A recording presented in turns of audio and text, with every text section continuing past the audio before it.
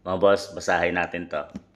Net worth ni Romualdez sumirit mula 315 million tungo sa 3.465 billion sa loob ng 3 taon. 1,000% ang itinaas. Wow! Paldo-paldo? Paldo-paldo si dating Speaker of the House. Laki siguro ng sweldo niya dyan. Or, kung mayroon siyang negosyo, dapat magaya to ng iba mga boss dahil ang lakas kumita.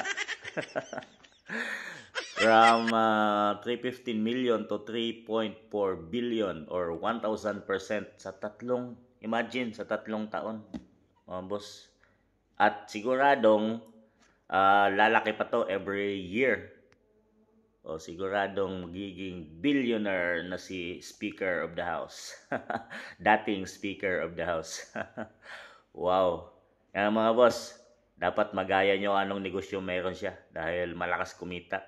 At from millionaire to billionaire. Yun. Sarap maging Speaker of the House.